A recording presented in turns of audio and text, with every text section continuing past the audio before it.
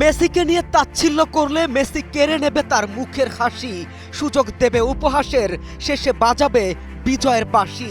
Messi আছেন দলটার ভরসা হয়ে, মেসি আছেন প্রতিপক্ষের দুঃস্বপ্ন হয়ে। সুযোগ দেবেন, চেপে ধরবেন, গুড়িয়ে দেবেন, ছাড়খাড় করে তবেই ছাড়বেন। মেসি আছেন।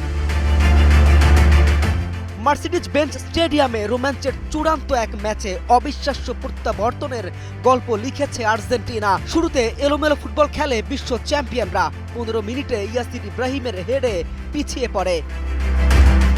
4 মিনিট পর পেনাল্টি পেলেও লিওনেল মেসির শট অসাধারণ দক্ষতায় ঠেকিয়ে দেন গোলরক্ষক মোস্তফা সোবের।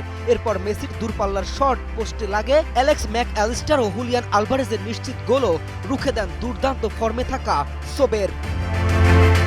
বিরতিতে 1-0 ব্যবধানে এগিয়ে ছিল মিশর। দ্বিতীয়ার্ধে ভিআরের সিদ্ধান্তে মিশরের একটি গোল বাতিল হলেও পরে দ্রুত পাল্টা আক্রমণ থেকে মোস্তফা জিকো ব্যবধান দ্বিগুণ করেন।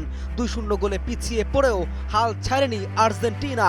79 মিনিটে মেসির নিখুঁত ক্রস থেকে ক্রিস্টিয়ানো রোমেরো হেডে ব্যবধান কমান। মজুক বিরাট কারবার, জিতে নাও ফ্যামিলি কার, স্পোর্টস বাইক ছাড়াও লক্ষ লক্ষ নিশ্চিত গিফট। এরপর লাউতারো মার্তিনেজের তৈরি আক্রমণে মেসির শটে গোলরক্ষকের হাত ছুঁয়ে জালে জড়িয়ে সমতা ফেরায়।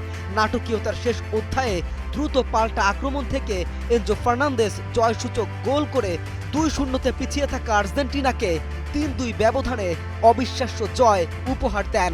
দেখিয়ে দেন কেন আর্জেন্টিনা বিশ্ব চ্যাম্পিয়ন, কেন তারা এবারেও ট্রফির দাবিদার। কেম রাফিন, নিউজ 24।